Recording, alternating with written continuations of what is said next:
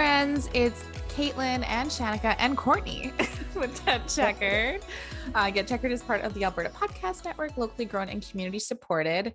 All three of us are in the same virtual space for the first time, and it feels like a very long time. The last time was Saudi Arabia. Oh God. Before all the drama. Yeah. After the drama. Oh gosh, that I never want to revisit ever again in my entire life. How was everyone's weeks? So I'm doing this podcast. I am very hungover. I am dead. I went out Friday and Saturday. Everything's open here in Vancouver. Yeah. And then I can't survive. I'm 28 years old and I cannot drink like I used to. It's quite unfortunate. I think it's brave that you did a multi-day. Like I haven't done one of those in a long time. I don't know if I can do that ever again. The last one for a long time. It just it hurt to get out of bed. And it's such a beautiful day today in Vancouver. And I was just laying in bed nope. Not today. Put the blinds down. Oh, yeah, pretty much. But yeah, that's me. I find that's kind of impressive because for the listeners, and Courtney, you may not know this, but Caitlin, I feel like can power through most hangovers. Like if it's a one day, one night going out, the next day, she'll be alive and she'll drag herself out of bed. So the fact that you could not do it is, you must have been hurting. I'm out of practice, Put a damper and things. Oh my God. Yeah, that's my life. I'm sore today. My head hurts. That's okay. You'll come back stronger than ever. Oh, I hope so. I'm ready to hear all about Pierre Gasly because we got that coming up on this episode. So I'm gonna let Shanika's gonna take the reins on that. Thank I'm Lord. going to talk so much about Pierre. So stay tuned for that. Courtney, how's your week? My week has been good. Stuff is starting to pick up with school. So, I only have 3 classes, but those 3 classes, I'm starting to get assignments now. So back to the grind, I guess. Other than that, it's okay. How about you? Why are we so boring? You both put your hands in your palms. Similar. I'm not in school yet, trying to get back to being in school. But because of that, all I do is work and then study and then work and then study and then work some more. And I did have a shit day this week where I have just a little bit too much to do, committed to far too many deadlines. And I was on my laptop from, what time is it? It was 7:30 in the morning until midnight getting stuff done. And I was like, this is bullshit. Did your eyes hurt? Were they throbbing after? Yeah. Well, the next day I was not leading. Basically, we have a committee that leads DEI stuff. So that's diversity, equity, inclusion stuff at the organization I work at. And I was so I have to be on, you know what I mean? Mm-hmm. We have a person presenting and performing. There's all this stuff. I could not function. And in the morning I had startups, meet with me for advice. And they're part of the accelerator that I'm an advisor on. And I just could not function. I was like, oh, how about, how do you just making them talk amongst themselves? You know what I mean? Because I was I have not figured it out. Yeah. I'm what do you think about that? Because I could not do it.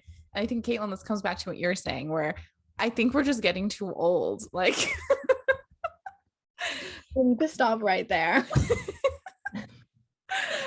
I could have done that so easily before, but I could not on Friday. Absolutely not. But I did order in from a really great barbecue joint in Calgary called Jane Bond Barbecue.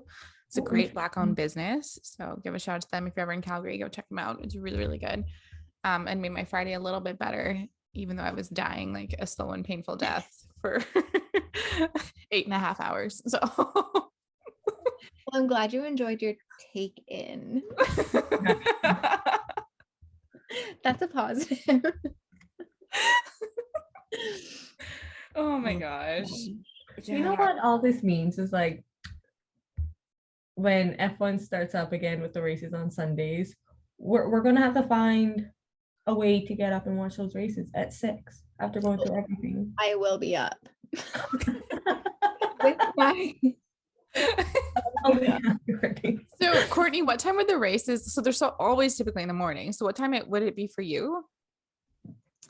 I've gotten up at like 4 to watch a 5 o'clock race, but typically they've been like 7 a.m. So not too bad. So yeah. There's 6 and 7s in Calgary. Yeah, I feel like very consistent 6 and 7.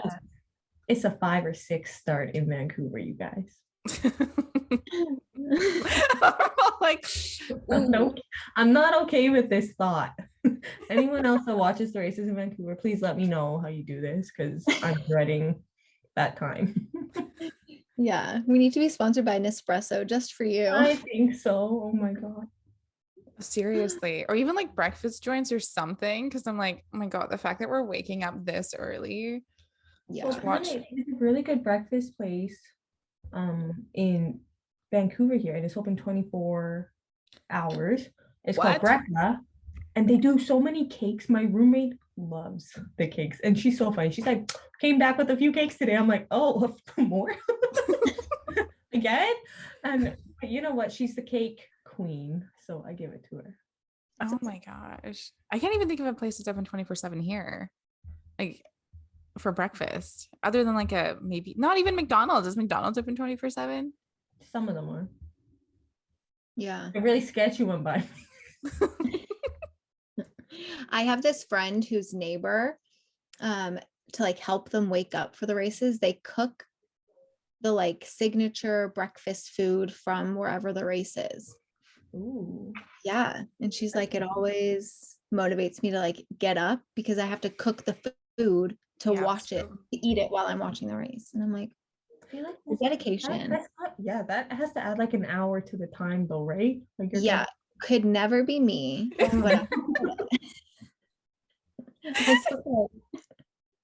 That's so funny. We're very much the like roll out of bed and like turn it on, sometimes from in bed, because it's just so exhausting. So as much as we're looking forward to obviously the race is starting, because that means like we're back in it, but it also is like, oh my God, we need some reprieve for the Canadian fans. Like this is too much. Too much. Like I love that they're growing in the North American market, but like they got to figure out a solution for the Canadians who are trying to watch. You know, with 2 Canadian drivers on the grid too. Come on. Yeah. I remember when I was tweeting about this, just being like, how are we waking up for this? A few people on Twitter were just like, how do you watch it that early? Like, I just watch the rerun like later on in the day, or just watch like, and I'm just, no, I'm like, that's not how we do things here. But okay, good to know that's how everyone else is doing things here in Canada, because that's not how we're doing it at all. No, not the vibe. No, we we wake up right away and die a little on the inside. Yeah. And then we're like among the first to know. Yeah. We're like the first to know about what happened in the races, at least. That's true. That's actually a very good point. And then like nothing's spoiled for us. What were you gonna say? Me? Yeah. Oh, I said then at like 9 a.m. we're ready for the first nap of the day. Exactly. My whole goal is at noon. This season is to just stay awake. Cause like, I'm like, okay, if we wake up at 5 or 6, watch the race, think about how much day we have. We have a lot of time. Yeah, you can be very productive. Yeah. No. You're not getting enough sleep for your health, okay? It's bad not to get enough sleep. Gotta go to bed early on the Saturday night. No one does that, Shanika. Let's not be unrealistic here. No one does that. I do go to bed early on 5. We will be out until like 10. 10. But then you're still not getting a full 8 hours. It's not good for our health. But we do it for the F1. For the love. Yep. Yeah, I'm trying to think of when I typically, I don't know. I do go to bed early on Friday nights. So I'm like, maybe that's time to just flip the narrative and start doing that on Saturday nights because can't lose this time. We don't have enough of it. I know that was like the one, dare I say, benefit of lockdown is like 10 p.m. on a Saturday. I got nothing and nowhere to go. I like, except my bed. Good night. Set my alarm and I'm like chipper in the morning. But that's about it in terms of lockdown. Do you hear that, Ontario? It's enough. What? That's Huh? enough of the lockdowns. Courtney's had it. Yeah, Ontario lockdowns need to stop. Are they still going? Like, I heard Alberta and Saskatchewan are gonna be the first one to like pilot no restrictions or something. I'm like, of course it would be Alberta and Saskatchewan. Yeah. No, it's when are we doing it? I don't know. It's just we were just talking about this. Alberta's a mess. If someone wants to save me, I would appreciate it because I don't know what's happening here. But yes, our lovely premier said that he would like to lift the what's it called? He didn't want to call it a vaccine mandate gift card thing, but it's like the REP, whatever that stands for. Oh, okay. Exemption program? Yes, there we go. Restriction exemption program. So going forward without it, you could go into a restaurant without having to scan your vaccine docs, which is, maybe in some provinces that's fine. But in Alberta, like when we have the lowest vaccination rate amongst the country, probably not it.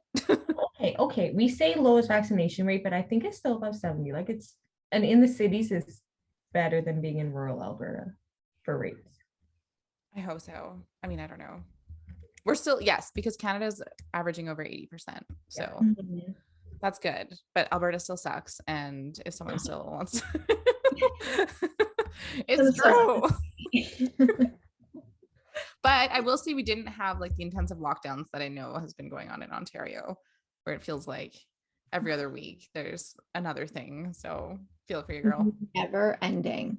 I mean, hopefully we just came out of like our last lockdown, but like gyms are still 50% capacity. Yeah, you have to show your vaccine like everywhere you go, which I support, but me too. I'm just ready to live my freaking life again. Actually, speaking of living your life, Caitlin, did you ever figure out the PCR flying? Oh my God, yes. So I paid for a PCR test. Okay. And it came back negative. And I'm like, this is no good for me because I'm going to have to PCR at going places and coming back. And I'm like, this was going to be good for 6 months. And now it's negative. And I'm like, why am I negative? Why? Wait, how are you? I'm so confused. How are you negative? I don't know. And I'm like, oh. So you're gonna have to. I'm like, can my body not like hold something together for like months? It's not that I want it, but I want to like. I'm not contagious. I just want to test positive so that I could get that 6 months of travel for. Yeah. So now do you have to be tested before you leave and then on your way back? Is that every trip? Yeah. Ew. Right. And like, I should just have it tested. I know I had it. I just didn't get into the system that I had it because Alberta was short. Thank you. I'm just gonna keep paying everywhere. Oh my God, that sucks so much. Yeah, I was not impressed. Because how much is a PCR? It's like $200. Jeez. In this economy, people. Yeah. I can shell that out if it's good for 6 months. Because I thought it was almost a guarantee thing I was going to test positive. But no, $200 just down the drain. I despise that. Well, the good news is though you're heading to Palm Springs soon, right? Yes. And actually, I was looking at the weather. It looks great. I'm very excited. I love that for you. Yeah. I'm excited for you. I'm like, I'm not going anywhere. So yes, I'm happy for you, but I'm also like miserable for myself. You gotta get out of the cold, man. It's not even cold here, but I need to get out of the cold. I'm so jealous. Palm Springs is it, by the way, because I'm also like trying to plan a trip to Palm Springs in May, it looks like. And I'm like, Ooh. I think it'll be too hot, to be honest. I think I might be a little miserable, but in terms of, you know, getting away from Canada for a little bit, Yeah. not bad for a couple days. Why not? Yeah. I'm hoping to go to Europe in May. Oh, exciting. I know, fingers crossed we can like travel normally because I'm down to go. But I told my friend, like, if we're gonna have to pay like hundreds and hundreds of dollars for PCR tests everywhere we go, like, let's wait. Yeah. Because it's supposed to be a graduation trip because I graduate in April and so does my friend. Fun. Yeah. Exciting. But I'm like, I'm not prepared to have to spend like an extra like $2,000 and just COVID tests and stuff. Yeah. Like if I pay for one and it doesn't come back in time, then I have to pay at the airport. I'm like, no, cut it. Yeah. So Yeah, I think that's like a big hesitation, but hopefully everything will be fine by then, and then you can do that. It'd be great. I'll be in Barcelona around the same time as the Barcelona race. But I'm trying to get my friend to buy tickets for like this Sunday. She's like, I'm not going for 3 full days. And I'm like, okay, let's go on one day for like 3 hours. So I'm trying to work that in. It's not looking up, but the seed has been planted. I like it. Let us know if that works out.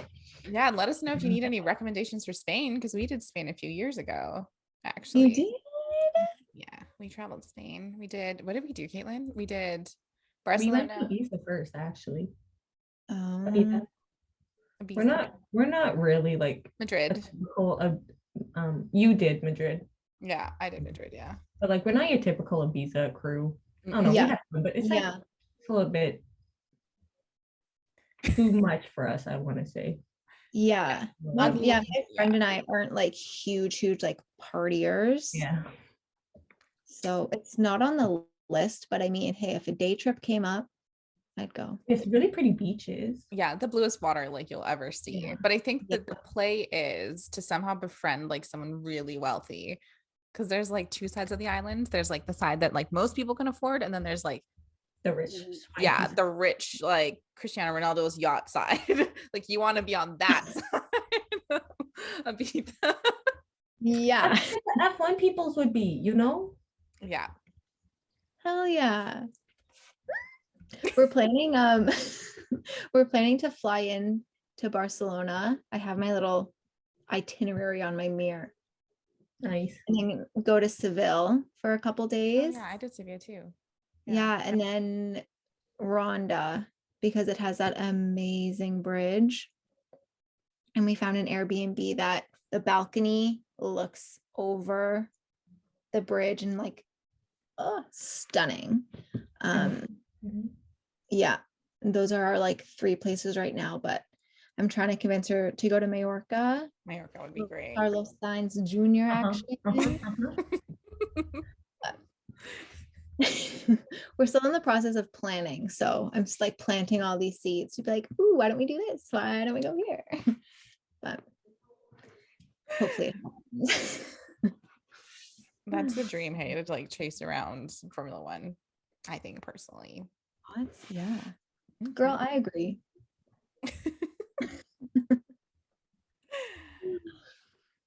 Speaking of Formula One, do we almost want to get into our F1 updates? Yeah. Sorry, we just caught up with each other in our lives. Yes, go ahead. But before that, Caitlin, do you want to give an ad break? Yes, we're gonna have to do an ad break. So this episode is brought to you by Park Power, your friendly local utilities provider in Alberta, offering internet, electricity, and natural gas with low rates, awesome service, and profit sharing with local charities. In Alberta, you get to choose who to buy your internet, electricity, and natural gas from. Park Power has low overhead, which in turn allows them to offer low competitive rates. So reach out for a no obligations comparison by emailing estimates@parkpower.ca. If you decide to switch, it's easy. It's really just a change to your billing, and you can feel good knowing you are helping to give back to our communities with your utilities bill. So learn more at parkpower.ca. Woo! Okay, so have fun. We had actually, so we're in February. Yep. We had our first of the car launches for this 2022 season. Haas came out first. Yes. Kind of interested to know what you guys think. Like, I don't know. It was kind of underwhelming. Quite underwhelming, actually. I agree. I 100% agree. I think if there's like one word to describe it, it is underwhelming. Yeah. Meh. Right? It was like, oh, okay, thank you.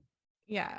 The thing that stood out to me was like we knew that He Who Shall Not Be Named was racing with the Russian colors this year, but Mick wasn't.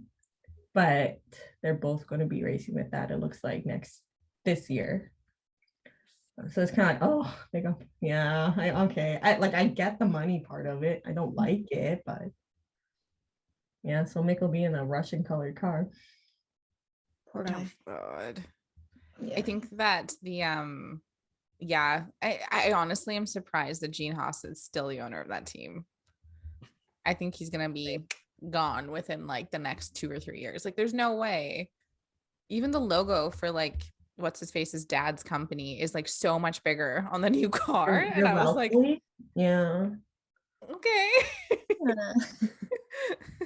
But I saw a X Games video, and I think it was one of the snowboarders like picked up his penny and he had a Haas like t-shirt on. What? That's random. No, I was like, what? Weird. Right? I'm like, are they expanding into winter sports? Oh dear God, could you imagine? Oh God. No. Yeah. I will say, like, we should note that the rendering that we did see was that it was just a rendering. So the final car will actually look probably different. But even with it being a rendering, I was like, this is kind of it's kind of disappointing. It also looked like it just had a really big butt. Like it was very thick, like in the middle section, which is not, I feel like the cars don't look like that from the top, which the new ones might, who knows. But I was like, this is not, I don't know, it's just not what I expected. Okay. I did not like it. Well, and like we had a friend that was in our messages on Instagram talking about this car. And it's like, I think the thing that's really going to stand out to us that will be impressive is performance of the car, which we've all heard that Haas has been working really hard on this 2022 car, but it's like we obviously won't be able to see that until we see it race, until we see it actually on track. So like these renderings are not going to do anything for me about like what's actually going to change about that car, TBH. I agree. Yeah, and also they're not going to put everything in the rendering. Like, why would they tell the world like these are the secret things that we built and look how great it is? Like, it's better for Haas to be still publicly like, oh, we just like threw something together, it's not good or whatever, right? I don't know. Yeah, I'm not impressed with it. I'm like, next. Right? Okay, nothing else to talk about on that point. Yeah. Do we know? So the next ones are being announced like in like the next coming days, right? Like I feel like between this week and next week is when the majority are being released. I'm pretty sure. I think so. I was just on Insta and Ferrari has a whole bunch of stuff like loading soon, and I'm like, yeah, McLaren put I think a picture on their Instagram too that said like sneak peek or like coming soon or something. So yeah, they're coming. Those ones will be fun to see. Maybe if they change anything. If they don't, it'll be like, oh, okay. Just to say, all this whole time we're like, oh, yeah, okay. Yeah. I think it's also like underwhelming because this is the first car of the new era, and you're kind of like, okay, you're gonna show us Haas? Yeah, seriously, you couldn't have picked a better one. To be honest, Haas could have come out first and been like, because they have been the least performing car, and they could have just like wowed everyone, right? Yeah, they had the most room for improvement. Let's say that they could have just wowed us, and they did not. And I was like, oh, okay. So, anyways, yeah, we'll keep an eye out for the next ones. But that was I'm excited. I'm excited for Mercedes. I heard maybe they're going back to silver. I know. Oh, The actual silver arrows We shall see. back out Yeah. there. Also, sorry, this is like a random tangent, but speaking of Mercedes, there's a new Lego set with like Formula One cars. And I don't know if anyone else is like a Lego girly, but like I'm like, this is great. I'm gonna go buy one and build myself a little Formula One car. yeah. I don't know when it's coming out, but I think like a couple weeks or something. I don't know. But what I thought was funny, and this kind of like segues into our next topic a little bit, is I was looking at the drivers, right? Because I was expecting like them to just not be the yellow Lego men. Like I was expecting one of them to be a black driver because hello, equity in Lego. And like both of them are just like the yellow Lego men. And I'm like, what? Lewis Hamilton's on this team. They probably don't have like a contract with Lewis, and that's why they didn't do it. I get it. But still at the same time, I'm like, it's Lego people. They look so generic anyways. Like you couldn't have, done something. Hello. I'm Yeah, looking that's forward to it. disappointing. But that is exciting. Disappointing about the yellow Lego man, Yeah. but exciting. I might also have to invest. I think So, yeah, speaking about Sir Lewis Hamilton, he has made a return on social media, at least. And he's back. He's back, baby. He posted a photo. I forget where it was, somewhere in the States. And the caption was like, I took some time. Now I'm back. And I'm so excited. He didn't address like anything to do with F1 or what happened in Abu Dhabi yet, but at least he's like back and ready to go, ready to post up what he's doing. Right? Like we've just missed seeing his life. He started posting stories again. Yeah. And he's like catching up on everything he has missed. Did you see he like changed his little Insta pic? His profile photo? Yeah, he's like super fashionable and it's like red background and he's like cool. And I'm like, you are cool. Oh my gosh. I love how we're all like going to our phones right now to see his baby picture. Oh, his baby picture's gone. Yeah, okay, new era. I forgot that is what it was. Yeah. And then like one of his stories is like Rihanna and ASAP Rocky having the baby. He's like, oh, friends like love this. I know. Yeah, about time for you to come back and like, yeah, thank you, Lewis. Yeah, I know. I'm so happy. What I thought was so funny is that well, first of all, he looks really happy, which is so important. And social media metrics are vanity metrics to some degree, but he just like ratioed the shit out of anything Red Bull's ever posted ever. Really? Yeah. So I don't know where I was seeing this, but basically he passed the amount of likes that Red Bull got when they announced that Max Verstappen like won and whatever within like 20 minutes. Yeah. And I'm like, God damn. Okay. By like hundreds of thousands. Yeah. And that's like the power of Lewis, right? Yeah, 100%. Because he's like just stands for so much more than just racing. And I feel like everybody, especially now with how F1 has grown over the last year, everyone's like realizing that. And well, and like even Tom Holland came out with the something recently. And Tom Holland's like, he's the greatest there is, and like I have huge respect for Lewis. And I'm like, yeah. If you want to talk about successful careers, like let's look at Lewis Hamilton, something like that. Insane. So, that was nice to see. Yeah, I'm glad he's back. I definitely missed him, and he looks happy, which is like the most important thing. Like the time away did him good good for him. He looks refreshed. Exactly. So his last post, y'all, was December 11th. After qualifying. Yeah. Not even addressing like the end of the race. So, I mean, not that he needs to. Actually, I hope that's something too that I hope no one bugs him to address it. 10 out of 10, they will though. I know, which I don't want them to, because I'm like, if he took this long of a break, like he probably worked through all the things he need to work through. I think so too. But I also think he understands the limelight he's in.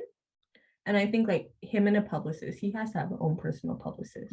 Oh, right? He does. Yeah. They will work together for how to address this. And I think it'll be a very generic statement. Yeah. Or a very heartfelt one. He does a few of those where he just like puts them on his story, and it's like very just heartfelt thoughts. Yeah. I'm sure when he talks to the media, though, it will be along the lines of, I'm working with, like, Mercedes and I are working together to blah, blah, blah, like a generic statement stating that like Mercedes is going to like take the reins on it. Cause I'm sure there's something in the works, and like he probably can't talk about things publicly regarding some, like if they're actually going to like take some serious action again.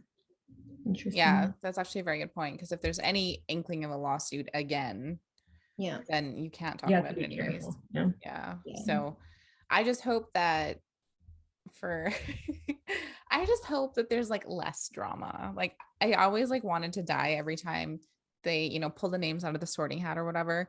And then Lewis and Max would have to do the interviews together. Cause I was like, it was not just like awkward for Lewis, it was awkward for both of them, right? Like it got to the point, I remember Max like dropped an F-bomb during an interview. He's like, stop asking these fucking stupid questions, because it was like, yeah, I don't know. So I'm hoping there's like less of that. As much as they're like, oh, it's random. I'm like, is it though? Like They do it for the like showmanship though, right? Like they all do it for the views, and I bet you they got big views from having two of them on there. Exactly. So yeah, a media frenzy. It's like a journalist's dream. 100%. And something that I didn't even think about is like Drive to Survive. The season should be coming out soon-ish, which means I don't know what the drivers and the boys like obligations are, but that means there's also press related to that needs to happen too. Well, I see Max is filming for something else, and he's like taking pictures of filming for something else. Oh shit, because he said he's not doing Drive to Survive. Not doing Drive to Survive, yeah. Maybe it's like a docuseries on him that he has full editing control of, so he can make sure he's being edited properly. Yeah. Well, good luck with that. I just like, it's so weird to think about, like, how are they going to do Drive to Survive without the winner of last year? Like, it's just so odd to think how they're going to put that together. But I wonder if they just showcase the team, because like just because Max said no doesn't mean like Red Bull said no. So is that how you kind of like work around it? But you're right, it's going to be weird to like close the season and then just have nothing. Or is that last episode not even a close of the season if it's like we show the race but then there's such a huge aftermath that like does the episode feature that too, where everyone was like, what the hell is going on? I don't know, because then you could kind of get away with not showing Max, because you can just show headlines and like other things, some B-roll of what he said in other interviews and stuff. I don't know, but I'm sure they'll figure something out and like put together some narrative. So interesting. I'm excited for that season to come out though. Like I'm excited to just sit a full day and so much. Like I will not move. I'll take notes. Oh no, you should, and we'll talk about it in an episode or something. It's just how we all binged it within 24 hours, and this is our thoughts. I will for sure not be watching the Abu Dhabi one, because I felt physically ill the day of the race, like watching what was happening. So I'm not over it. I'm glad Lewis seemed to be in a better place, but I am not in a better place. I don't know if it's because I'm a Scorpio, but I'm holding on to this. Okay. Yeah, me too. It's the Scorpio like grudge. Yeah. Like I'll watch it, you know, after this season when Lewis wins, or if he wins again, then I'll be like, okay, then we can watch it, because there's like a different ending. But yeah, I know, I felt like my dad like watching hockey, like when he stands up when something happens, I was like and I was like, oh my god, what have I become? Oh my god. There is like one more thing that we want to talk about, just about Pierre, that happened this week, but we'll talk about it after the ad break and when I chat about all of Pierre's wild career. Oh, Pierre. Okay, so we'll do a quick ad break. So this episode of Get Checkered is brought to you by Edmonton Community Foundation. The foundation acts as a bridge between donors and charities to create a strong, vibrant community for generations to come. You can start an endowment fund for yourself or with a group. Once it reaches $10,000, it can start distributing funds. Vital Signs is an annual checkup conducted by Edmonton Community Foundation in partnership with Edmonton Social Planning Council to measure how the community is doing. This year's focus is on making ends meet in Edmonton. Learn more at ecfoundation.org. Ew. So like that little headline about Pierre Gasly, y'all, we were in that group chat being like, what the hell is this? Caitlin, were you the one that shared it? Yep, I took a screenshot. I have evidence. Yeah. So he was wishing someone a happy birthday and was wearing a headdress, right? And we all died a little on the inside. And I went to like Twitter because there's a few girlies that we follow on Twitter who are big Pierre fans, and all of them were like, what the hell is he doing? He better apologize. But he hasn't like addressed it at all. I think it went right over his head. Yeah, I don't. There didn't look to be like any kind of backlash from all the accounts we follow. Like no one caught on to that. Has anyone talked to him? And that's weird though, because then on Twitter, like everyone's like, I can't believe he did that. Like, is he gonna apologize? Is he gonna say something? Like, what's going on? Nothing. So I suppose it just, depends on what platform you're on. But Pierre Gasly, like, I love you, but like, please do not wear a headdress, and you should probably apologize and do some learning about why that's wrong. Also, you're French, and the French like colonized a lot of the world. Please do your research. Thank you so much. Love you. But just so awkward. Oh, and like, I'm not trying to justify his actions. I'm just trying to see, like, from his point of view, does he even like, would he have been aware from his education over in France? Like, are they aware of what I don't goes know on here in North America? I really don't know. And I think that that's like the biggest gap here. Like we've had such a reckoning, obviously. And I would say it's different even between Canada and the US. Like they still call Indigenous people in the US Native Americans. Hello, they were here before all of you. So you're right. Like I do think it's just it could be a giant gap in education of like what actually happened. And also Canada, I don't know, we've been taught ever since we were little that Canada was like founded by the English and the French. So like we've known the history, maybe not to the extent that we see it now, or maybe the truth of it, which we've been all learning about, I would say, over the last few years. But you're right, like he maybe just like flat out doesn't know. But it's also like, do you not have other friends or like a PR person who's like, fucking get that down right now? You're a person that's like, this is a bad idea. You may not know here, but this is really bad. And that's like me with like a public relations education. I'm like, yeah, what is going on? Can somebody please like give me the man's number? I'll just be like, hey, yeah, no, let's maybe not do that ever again. And maybe just a wee apology, just a public apology. Thank you. Like, I just don't understand. I always felt like we should have, like, at the Get Checker team, like, just reach out to Pierre to be like, hey, like, we're big supporters, but like, we're also North American, and like, this is really not a good thing to be doing. No, yeah, this is not it. If you want to know more, like, we're happy to talk. Yeah, we record Sunday night. Yep. Are you free? Let us know. Just in the Zoom link. It's not ideal. But what surprised me, Caitlin, is when you sent the photo to the group chat and we were all like, oh my God, I was expecting it to be gone within like, 20 minutes or anything. But then I checked at the end of the day and it was still up. And I was like no one seemed to be calling him out on Instagram. And I was yeah, because like WTF1 always like puts stories and like they'll make it a post. Yeah. And, like, even they did, but they're based in UK, right? Yeah. So is it just not I don't know. Maybe it's time I don't know, because then there's this girl, Amelia, who I follow on Twitter. And she was just like, what the hell was that? And I was like, okay, but you're in the UK, like, so but she's also younger. So I'm like, is it just like Gen Z that knows just stuff? like more aware. Yeah, more aware of the world. I don't know. Anyways, I thought I should start like addressing it. We're gonna address it for Pierre before we do a whole podcast episode basically on him. But like Caitlin said, I'm going to talk a lot for the rest of the episode, but it'll be like an education on Pierre and his background and his life. His birthday's coming up in a few days, so we figured Isn't it tomorrow? It's Is it tomorrow. tomorrow? Yes, it's 7th. Oh shit. Okay. His birthday is not coming up. It's literally tomorrow. So we thought covering his career would be worth it. Okay.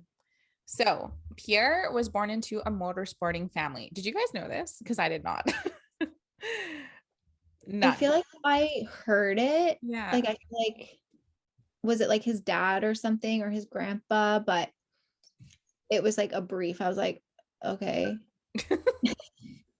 So his grandfather, like you said, competed in karting, and his father, Jean-Jacques, yeah, that's that. Yep, he has also competed in various categories of racing, including karting, endurance racing, and rallying. So he has been. This is what always gets me when we do these backgrounders. It's like the nature versus nurture. Like, how much is this that they're born to do it versus like they've been brought up in this way, and this is like not the only option, but it seems like ever since he was born, he was just going to be in motorsport, you know? Yeah.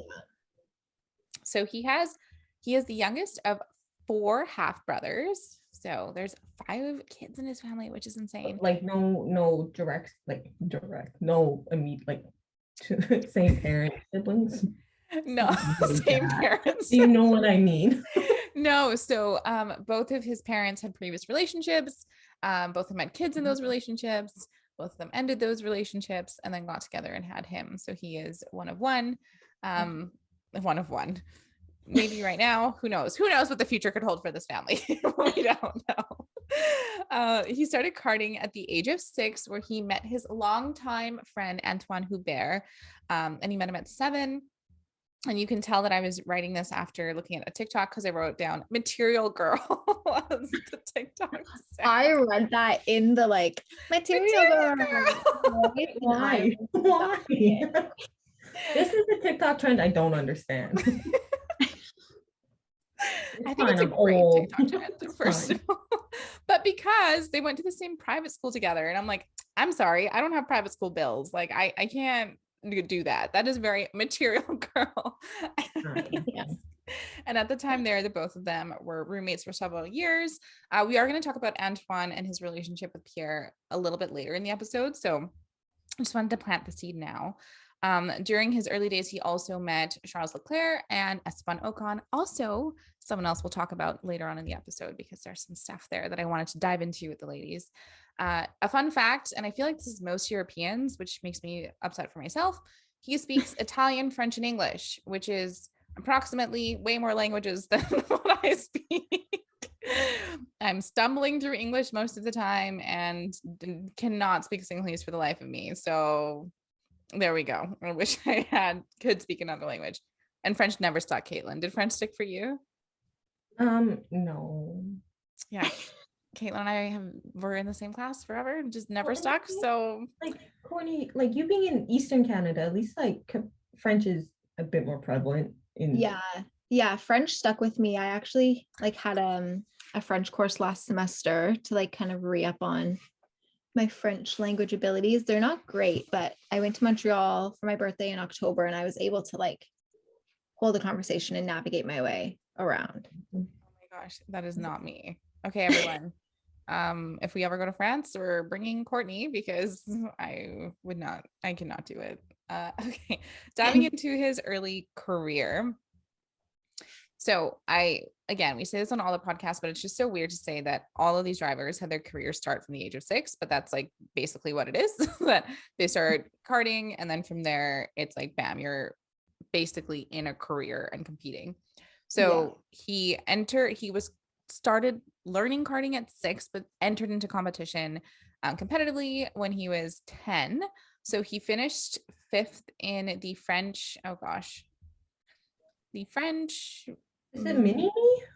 It looks like Mini-Me, but it can't be because it's French. Menheim? Sure. Championship in 2007. He then moved into international competitions in 2009. In 2011, he made his single-seater debut, and he competed in the French F4 championship in a 1.6 liter category, where he finished third. From there, he moved into the 2-liter Formula Renault machinery in 2012, joining the R Ace, which I was like, why don't they just call it race? Because it looks okay. Anyways, whatever. Not my job. Above the pay grade right now. The R Ace Grand Prix GP in the Formula Renault Euro Cup. In Gasly fashion, he racked up a bunch of points and finished 10th. No one was expecting him to do that, and he did. For 2013, he moved into Tech 1 racing, and I wrote here, my boy, he took 5 podiums as well as victories at Moscow, the Hungary. I can never say this. The Hungary. Thank you. And La Castellet. Close. Close. Okay. Question for you, Shani. Yeah. When was he born? He was born 96. Yeah, I was going to say 96. Yeah. So he turned 26 tomorrow. He's turning 26, and which is actually very disturbing now that I think about it, because my brother is 26, and it's like. Okay, and also, is this like where'd you get your stuffs from? Yeah, so obviously Wikipedia, but I also looked at his socials and just like other articles I could find on his career, especially towards the end of this episode. A lot of the stuff is more so from just articles I could find. So I'll link everything, obviously, because it's not our information. After 2013 is where he kind of piqued the interest of Red Bull. So he started in the Formula Renault 3.5 series in 2014 and was hired by Arden under the Red Bull Junior Development Team. So I just want people to remember that. He finished right behind Carlos Sainz Jr. So again, just that like growing up with the same people, racing with the same people at the same development team, just around the same people for literally your entire career. It's kind of insane. Gasly made his GP2 series debut in 2014 at Monza. At Monza circuit in support of the Italian Grand Prix. He took 3 pole positions and 4 podiums, but that year he caused a ton of accidents. He was very just, you know how it is being a new driver, just not great sometimes. And he caused collisions in Bahrain, Spa, and Yas Marina. And that race that he caused the accident ended up getting canceled because of the accident that he caused. You know what? It happens. Okay. Yeah. It happens to the best of us. It's fine. He's a great career now. It's okay. He swapped to the Prima Power team in 2016, partnering with Gio, who is no longer in Formula One, but you know, we did enjoy the season that we had him for. The couple seasons, we only watched him for a season, and he ended up winning GP2.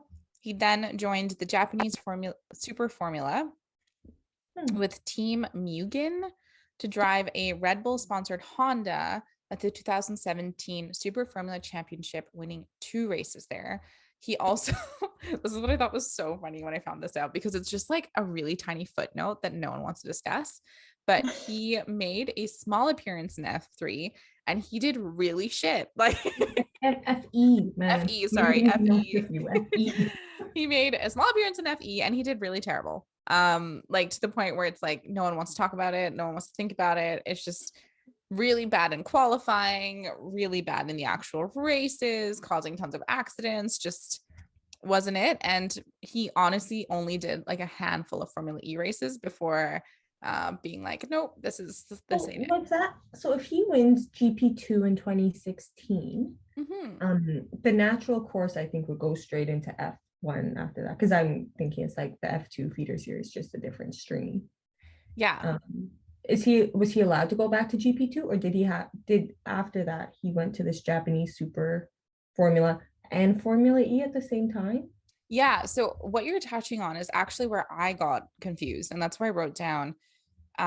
So he was announced to join the junior team in 2013, as we discussed, but then he didn't get into a car until 2015, but then for Red Bulls, but he wasn't racing for them and tested for 2 years with them. So because of that, that's why his career is kind of all over the place. Because you're right, from GP2, typically you would end up going to Formula One. Yeah, Yeah. going to Formula One. Wasn't the case for him. And I don't know, this is where it's like all speculative, right? Who was coming up at the same time as him? Likely Max Verstappen. Who else was in the seats? You know, we got a Sebastian Vettel and a few others. So why he kept continuing to test for 2016, 2017 is it's really, I don't know. I think it's just that there's so much talent, and what do you do, right? Yeah, there's only 20 drivers, right? Like They have to go there's somewhere. yeah. Yeah. So he finally made his debut in 2017 at the Malaysian Grand Prix, replacing Daniel Kvyat. And then he joined Toro Rosso with Brendan Hartley full-time in 2018. Again, a bit of a gap there. But through that gap, obviously dabbled in Formula E and the Japanese Super Formula. So again, I think like it's what you said, Courtney, there's just only so many seats. So what do you do if you're not getting in right away? You kind of have to go do other things. This is where things kind of get sad. So in 2018, he ended up finishing in 15th, but ahead of Hartley, and continued driving the rest of the season. And then it was 2019 where we kind of pick up, and he was paired with Max Verstappen at Red Bull. Okay. Dun, dun, dun. I know. So I'm going to just briefly go over some of the lowlights from the season. He only out-qualified Max once all season and ended up getting lapped by him at the Hungarian Grand Prix, which we know if your teammate's lapping you, it's game over. It's not good. Like I said here, it's all over Drive to Survive. You can see kind of what ended up happening behind the scenes with him. And just Red Bull's handling of everything. It was not great, by the way. Though Marco said that they were going to keep him until the end of the year, which is also kind of what Christian said too. He ended up getting demoted to Toro Rosso in the middle of the season and was replaced by Alex Albon. Okay. So now that we've done like a brief run through of his career, this feels really early to me that they gave him the upgrade to the Red Bull seat. I agree. Yeah. Like I don't want to say that they set him up to fail, but it feels like they set him up to fail. 2018 wasn't like a stellar year where he was doing amazing, got all the points, like was totally outperforming Brendan Hartley. No, it was a very like standard year. He finished 15th, right? And I wrote here, but like you don't need to be batting like 100% obviously to get the upgrade into the bigger team. Obviously, you don't need that. But he was 15th overall. So it just feels like it just doesn't feel right. I don't know that they put him in that seat. Yeah, I agree. And I also would be like curious I probably should have looked this up earlier, but like, was there a reserve driver or was Red Bull just pulling from the Toro Rosso team whenever they needed it? That's a good point. I didn't even look into that. Right? Because then it's kind of like, yeah, you did set them up for failure if there was someone else that might have been more qualified and had maybe more experience in the Red Bull car, because you hear all the drivers say that it takes like a full season to get adjusted to a new car. And to be kind of, you get only like half a season, like you're not going to be comfortable with everything. Absolutely not. So I just looked this up, and the headlines I'm seeing are that in 2019 they had Sebastian Buemi as their reserve driver. And looking at his career, he was a reserve driver for like 2019 was his 8th consecutive year as a substitute driver. So, but that also sucks for him, hey? Like you weren't good enough to be given the seat. I know. And like not even at a Toro Rosso team. No. So they had someone else they could have put in. They just maybe didn't. I don't know. After reading all this, I was like, it feels weird that they gave him the seat so early. Not good. Anyways, at Toro Rosso, so as we mentioned, he was demoted. the Brazilian Grand Prix, and I wrote this in brackets, I think helped him gain some confidence because it was so chaotic. Gasly qualified in 7th place and took advantage of retirements from Valtteri and both Ferrari drivers, as well as a collision between Lewis and Alex to finish the race in 2nd place. After 2nd place, and he actually held off Lewis in the straight drag to the finish line. So Lewis was gaining on him and he somehow held him off, which was really great. This marks the first podium finish of Gasly's Formula One career. I thought what was interesting is this was Toro Rosso's best race result since 2008. Okay. This was in 2018. That's 10 years. And it was Honda's first 1-2 finish since the 1991 Japanese Grand Prix. On his cool down lap, Gasly remarked over the radio, "This is the best day of my life." He ended up finishing the season in 7th place in the championship with 95 points. So even though he kind of got demoted halfway through the year, he kind of like came back a little bit. I wanted to jump to the 2020 season because who could forget Monza, his first big win. And by doing that, it actually started sparking rumors that he'd go back to Red Bull. And I was like, okay, is this even accurate? And sure enough, if you Google articles around that time, there are so many talking about how, has Pierre done enough to get to Red Bull, or like all that kind of stuff. So a lot of speculation. And it was something that he had expressed that he's wanted, not just during this time in 2020, but ever since then. With that win, he became the 109th race winner. It's a different race winner and he was the first French driver to win a Grand Prix since Olivier Panis victory, at the 1996 Monaco Grand Prix 24 years prior. So setting records, good for him. He finished the season in 10th and 32 points ahead of his partner at the time, which was Daniel Kvyat. So 2020, good season for him. 2021, this last season, we covered it pretty in depth, obviously, because we had the podcast, but he was partnered with Yuki and had a fairly consistent year in terms of qualifying and even race finishes. I think of the season, he only had like 2 DNFs, which is pretty standard. He was consistent. He finished the year in 9th, and because Yuki, is new to the sport, he was the one that was really leading the team. And this is the year that everyone said, okay, Pierre is very much a leader. Like, he's leading the team. He's comfortable in his skin. Where does he go next? So for the upcoming season, he is retained by AlphaTauri, which was formerly Toro Rosso, and he is partnered with Yuki. So Yuki's back. And this is where I wanted to talk about some stuff. So as I was doing like all my research away from Wikipedia, there are so many articles and podcasts and YouTube videos and just general content on his friendship, and I wrote, or lack thereof, with Esteban Ocon.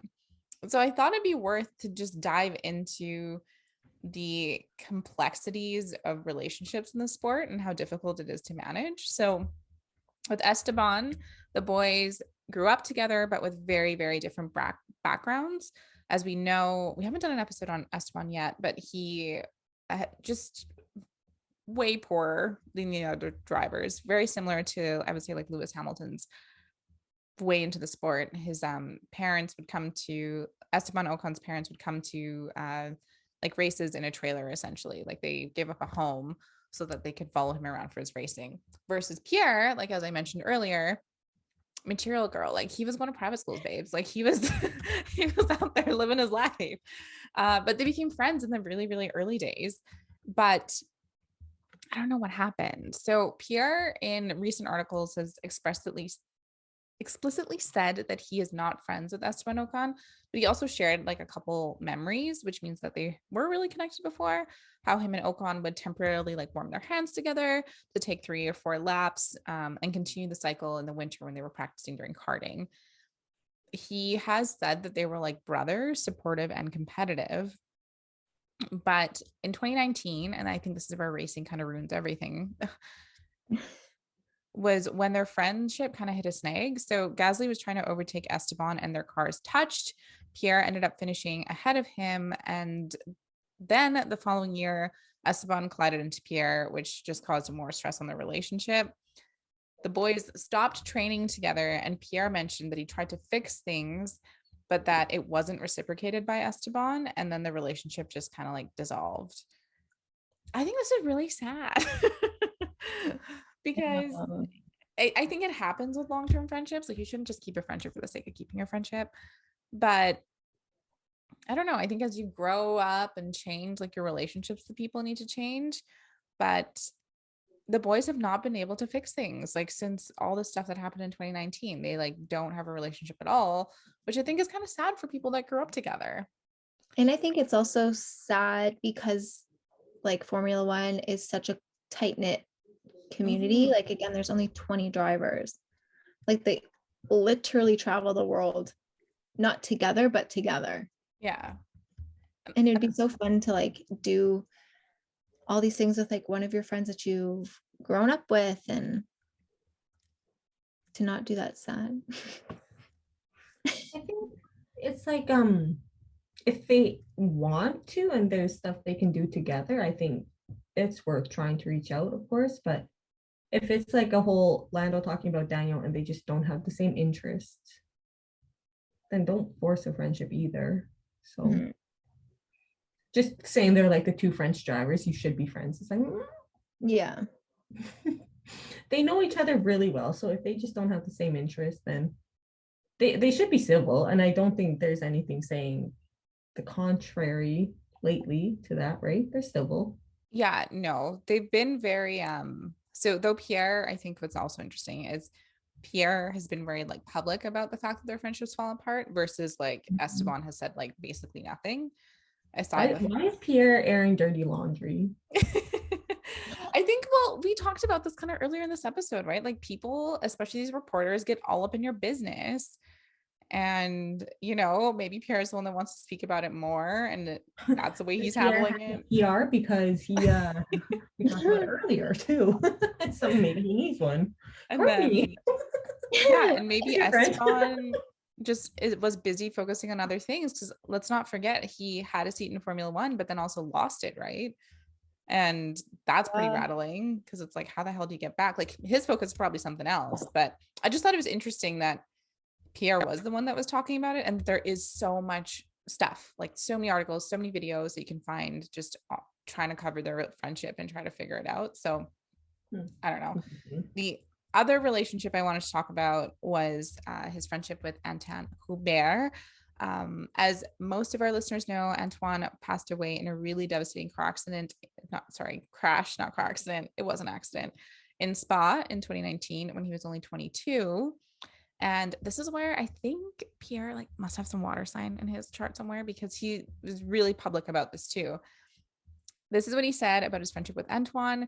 From the age of 13 until I was 18, I spent basically from 7:30 breakfast in the morning until 10 p.m.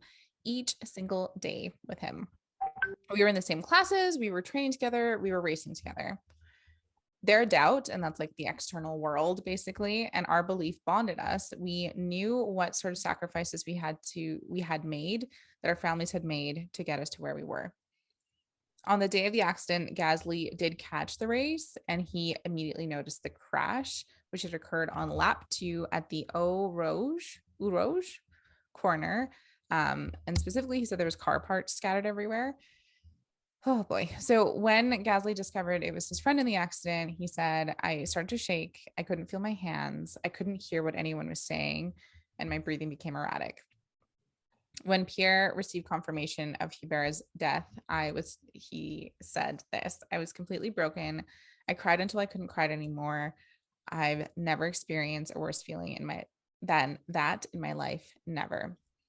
So the note that I want to make here, well, one thing we should also say, when it comes to Antoine, they do remember him in motorsport. So the FIA for the Formula 2 Championship prize giving away ceremony in Monaco, they introduced the Anton Hubert Award, which is obviously named after him, who was the only rookie in the season to score 2 wins. So that's what they celebrate, and that's how they celebrate him. But what I think is insane to me is that after this accident, he went on and raced. Pierre raced the very next day. And that very day, he finished in 15th. Charles, who also grew up with Anton Hubert and Pierre, ended up winning and dedicated his win to Hubert. Pierre also, this year, we saw this, paid tribute to him at Spa by laying down flowers where the accident happened. So I think that this speaks a little bit of just what friendship means to him and maybe why he's been so like vocal about Esteban in some ways. Yep. Right? I know.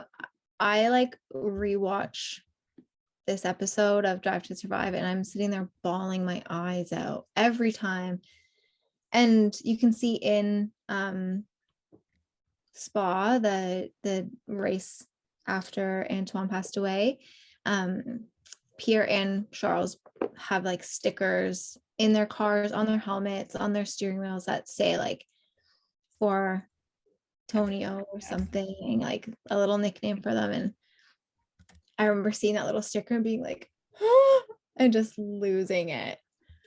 Because he was born in 96 as well. So it was just kind of crazy thinking that like someone my age died in such a in a sport that I love. I can't even imagine like the love and passion obviously the drivers have for it. But yeah, I think like, and I think friendship in general in Formula One, again, like I said, it's such a close-knit group of people. You grow up with them, you do everything with this group of people. They're like family. So yeah, and that's exactly it. So I don't know, I thought that it was just nice to see or like get to know Pierre on like a bit of a different level and to do a bit of a deeper dive into understanding who this person is a little bit more. And the next thing, which is like the hard thing, is his future, which is where I want all your opinions. So we've talked about this a ton, but I really don't know what's next for him after this season. I don't know where he goes. I don't know what he wants to do. I also think he might be a sadist because he keeps saying that he wants to go back to Red Bull. And we are fully like anti Red Bull. I just don't think it's like the right fit for him at this point in his career. So I don't know. Like, what do you all think? Where is he gonna go? What is Pierre Gasly's future? I think he deserves a good car. Like, I would like to see him in like a McLaren or I don't know, a better car. Like he deserves more because he's obviously proven himself, especially last season. I feel like 6 was his consistent number. Like he was always finishing in 6th place or qualified in 6th. Like 6 was a number connected to Pierre in the last season. No idea what will actually happen, but I believe he deserves a better opportunity, a better car, a better just success is what I want. And like I echo that, and I think he proved this past season just how valuable he is, and I think a lot of people took note of that. And so it's like all the cars are getting changed for this year. So I'm interested to know how the Toro Rosso will be competitive wise, honestly. Because if it becomes a competitive car, why not stay there? You're already the lead guy. Or there's options like Daniel Ricciardo, and you said it before, like if he doesn't perform, I don't think he's staying in McLaren. So that could be an option. He wants to go back to Red Bull, and it's just like I think they're pretty set. Maybe 2023, I mean, but like I don't know. If Christian Horner's still there, I think it's just a bad environment. Yeah. Or there's the whole, like, and I know Shanika has mentioned this before too, like the option of him going to Mercedes if Lewis leaves. If Lewis gets that 8th and he leaves, that seat opens up in Mercedes. And it's like Toto has a relationship with Ocon, right? And it's like, should he get the seat? I don't think he's as good as Pierre. So like Toto having relationships, yes, I get it, but Toto's also a Capricorn and he wants to win. He would win if he had Pierre over Ocon, TBH. So I think that could also be an option as well. I agree with the I don't think Ocon deserves a seat at Mercedes against Pierre. Not the way he's been driving lately. Oh my gosh, all the hot takes. Yeah, I would say something super similar. I just don't know. He needs a team that's for him. And that's where the benefit of staying at AlphaTauri, especially if, this year it's the best year for them, who knows, would be beneficial, because all these other teams are kind of built around a central driver, right? Even McLaren, Lando is going to probably stay there, I feel for the rest of his life. Yeah. Unless something goes really wrong. But even unless Zach Brown makes his own company, and then Lando might follow Zach Brown. Exactly. So he needs a team that's his, and I don't know what team is competitive that could be his right now when we look at the cars and look at Mercedes is having George come in. And Mercedes will be about George. And you brought up the Esteban Ocon situation. So hypothetically, if Esteban got the upgrade into the Mercedes, that leaves a seat at Alpine, which Pierre is French. It is a team that is actually owned by the country. That might be a good thing. Yeah. But how competitive is Alpine? We don't know, right? In this new era of what this is going to look like. So I don't know where he's going to go, but he totally deserves to be in a better car, and he needs to be at a team that is for him. And I know there's been some talk about what about Williams? And I'm yeah, but we haven't seen that much improvement from Williams, right? No. I think kind of going off the competitiveness of the new cars, I mentioned this in my kind of predictions for the next season on why I think Lewis will most likely win an 8th title this season, because Red Bull and AlphaTauri aren't having they're switching engines. It might take them a good amount of time to kind of adapt to the new engine, and for this engine to perform at the lengths they need it to perform at. So that's kind of just a little throw out there of the competitiveness of Red Bull and AlphaTauri. They might have to adjust with some new things. Okay, but this is where it gets confusing, because this headline happened in a couple weeks ago, but yes, Honda kind of exited, but then Red Bull. So I'm Red Bull, you're so shady sometimes. The links between Honda and Red Bull will continue until 2025. Oh, the reason why they put a stop, but Courtney, this only came out a week or two ago, maybe less than that. And I'm the reason why they didn't make any engine changes or prevented them from happening is because Red Bull was we won't be able to keep up because Honda's leaving. And now Honda's still remaining connected to them. And now there's still no upgrades on any of the engine. What is happening? Yeah. I just Googled AlphaTauri engine 2022, and this article from GP blog, the headline is "The 2022 Honda engine roars for the first time in AlphaTauri's AT03." What? Did the Honda guy not cry at Abu Dhabi because he was "Oh, we're done"? Yeah, no, it's, I don't know, some awkwardness here for sure. I was when I saw the headline come out, I was a little surprised. But you're right. I think a lot of it is just, we got to figure out who's competitive with these new engines, new requirements, new cars. And then hopefully that can flush out where Pierre can go. And hopefully, I think in a better car, he could contend for a title. I really do. So we just need to get him a better freaking car. Yeah, we just need to, collectively us, need to work together to become his PR team. There's a vacant position, I would assume. So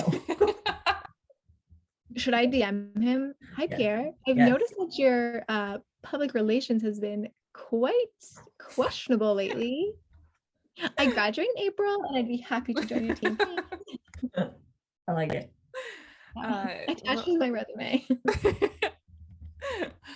So yeah, that's it on Pierre. I think the only thing I didn't note was that there's this ongoing joke on Twitter that he is the president of the Lewis Hamilton fan club, which I didn't get at the beginning because I was seeing this meme and I was like, I don't understand. But it's because every time Lewis posts anything on Instagram, Pierre Gasly will be there and he will be the first person to like it without fail. Pierre Gasly is the first person to like anything on Instagram. I'm like, are you on your phone when you're racing to like all these posts or something, sir? Like everyone. He and he also apparently just like always talks about how great Lewis is. So yes, he is president of Team Lewis Hamilton. Like idol. Like he probably looked up to him growing up and now is like starstruck that he's driving with him. Yeah. I think it's sweet. That's so cute. So do we even know what we're going to talk about next week? We'll see what other cars come out. Yeah. We'll talk about some cars, maybe some drivers. We only have, because when's the first race on? End of March? March 20th. Yeah. Okay. We have 1, 2, 3, 4, 5. We still have what, 5 more episodes before that? 5 more episodes. A lot more cars. And the drivers are becoming like more and more active. I've noticed on socials and stuff like that. Like they're all getting back into like their training routines and they're at like the offices to kind of like again meet with the team and probably go through some PR moves for the upcoming season. Exactly. I don't know. We'll have to see what ends up happening this season. But I hope Pierre does well. Like that's what I'm going to end it off with. I hope he does better than like middle of the grid. I don't know. He's best of the rest, pretty much, right? Like he's not in the top performing cars, but he performs the best out of everyone else. Yeah. Yeah, I would say that. I would say that too. So hopefully he can get some more points and I don't know, make some moves somewhere else because something's got to change. I don't think he can stay at AlphaTauri forever unless like AlphaTauri unless AlphaTauri has just upgraded all their infrastructure and now can like build a competitive car. Like becomes the new Red Bull, they just switch. Oh my gosh. But I also feel like Red Bull would never let that happen. Hey. Oh no. Just like a consistent head shake. We have a fun season ahead, I think. Him and Yuki are so fun together. Oh my god. And like hopefully Yuki can do a little bit better because he's already had the season in the car. Yeah. And he like was doing good towards the end of the season. Didn't he qualify in P3 or something in the last race? Did he? Yeah, he did qualify. You're right. It was like insane that he got what he got, and we were all like, "Oh, okay, you go, Yuki." If you are looking for updates though on things, you can follow us on Instagram. We're going to start, we'll post on stories more. We've been kind of lacking lately. We're just adjusting to our lives. There's a lot going on on Instagram, Twitter, and on TikTok at Get Checkered. And you can head to our website if you want to see, there's like a blog post from Nicole. Or if you want to like email us, you can do that there. You'll sign through DMs. I don't know. We're kind of everywhere, but yeah, that's it. Yeah. Awesome. Hope you guys liked that episode. Yeah. I learned a lot about Pierre. I hope everyone else did too. I did as well. Stay checkered, friends, and we'll see you or talk to you. You can listen to us next week. Bye. Bye.